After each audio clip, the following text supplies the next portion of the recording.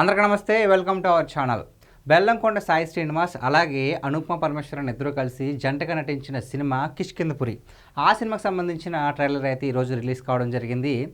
So ఈ సినిమాకి director ఎవరంటే కౌశిక్, ఎవరైతే చావు కబురు చల్లగానే మూవీని డైరెక్ట్ చేశారో ఆ డైరెక్టరే ఈ సినిమా కూడా డైరెక్టర్.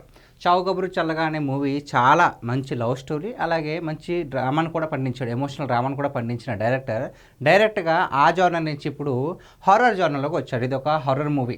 సో ట్రైలర్ చూస్తే స్టార్టింగ్ నుంచి నాకు అనిపించింది ఏంటంటే ఇది యాజ్ ఇట్ ఈజ్ నాకు రాజుగారి గది సినిమా చూస్తున్న వైబ్స్ అయితే కనిపిస్తుంది.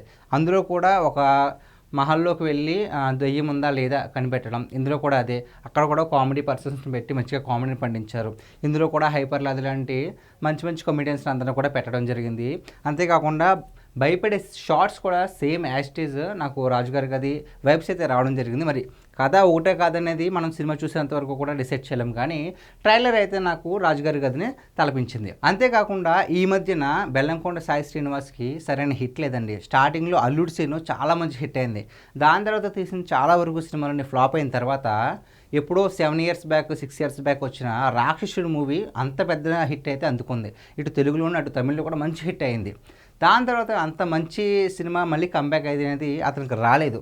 మొన్నగా రీసెంట్గా వచ్చిన మల్టీ స్టారర్ భైరవం కూడా ప్రేక్షకులను అలరించలేకపోయింది, చాలా డిసప్పాయింట్ అయితే చేసింది. ఇప్పుడు బెల్లంకొండ సాయి శ్రీనివాస్ ఆశలన్నీ కూడా ఈ కిష్కింధపురి మీదే ఉన్నాయి. దీంతోపాటు ఆయన ఇంకా 3-4 ప్రాజెక్టులు అయితే చేస్తున్నారు. ఇది ఒక హారర్ జాన్. సో మరి ఈయన సెలెక్ట్ చేసుకునే స్క్రిప్ట్స్ ఎలా ఉన్నాయి ఏంటంటే ఈ మధ్యన ఈయన సెలెక్ట్ చేసుకున్న స్టోరీ ఈయనకి సెట్ అవ్వట్లా. అదేవిధంగా ఇందులో ట్రైలర్ చూసుకున్నట్లయితే కనుక ఈ స్టోరీకి ఈయన సెట్ అవ్వలేదేమో, ఆ బాడీ లాంగ్వేజ్కి. ఆయన బాడీతో చాలా హైట్గా మంచి పర్సనాలిటీ ఉంది. సో దీనికి సెట్ కాలేదేమో అని నాకు అనిపిస్తుంది. ఇంకొకటి ఏంటంటే మూవీలో కొన్ని విజువల్స్ అయితే చాలా బాగున్నాయి. స్టంట్స్ చేయడం కావచ్చు, లేదంటే ఏదో ఒకటి చూపించాలి కదా ట్రైలర్లో. కాస్త ఇంపాక్ట్ ఉంటేనే జనాలు అనేది థియేటర్స్కి వెళ్తారు. స్టోరీ అంతలాగా ఆకట్టుకోలేకపోయినా, థీమ్ అంతలా ఆకట్టుకోలేకపోయినా విజువల్స్ అయితే చాలా బాగున్నాయి. అంతేకాకుండా ట్రైలర్లో లాస్ట్ వచ్చి ఒక్క షాట్ అనుపమ పరమేశ్వరన్ బెడ్ నుంచి లేస్తుంది, అప్పుడు నాకు చాలా భయంకరంగా చూపించారు. ఆ ఒక్క షాట్లోనే నాకు హర్రర్ అనే ఫీలింగ్ అనిపించింది. మిగిలిందంతా కూడా నాకు హర్రర్ ఎలిమెంట్స్ అంతలా కనిపించలేదు, కానీ ఆ ఒక్క షాట్ చాలు ట్రైలర్కి. సో వీళ్ళిద్దరూ చేస్తున్న సినిమా మరి ఏ విధంగా ఉంటుందని తెలియదు, కానీ బెల్లంకొండ సాయి శ్రీనివాస్కి ఈ సినిమా హిట్ అవ్వడం చాలా అంటే చాలా ముఖ్యం.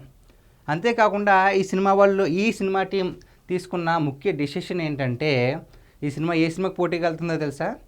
Mirai pan India movie Mirai cinema ఎప్పుడైతే రిలీజ్ అవుతుందో అదే రోజు నాడు September 12న ఈ కిష్కింధపురి సినిమా కూడా రిలీజ్కి రెడీగా ఉంది.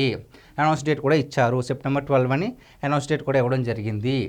సో మిరాయ్కి పోటీగా వెళ్తున్నప్పుడు ట్రైలర్ ఎలా ఉండాలి?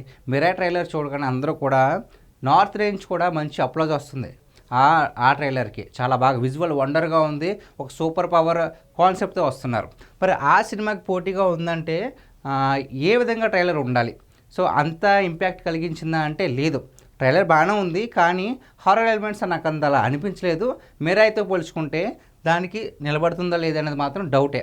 మరి చూద్దాం September 12న ఈ 2 సినిమాల్లో ఏ సినిమా విజయం సాధించబోతుంది?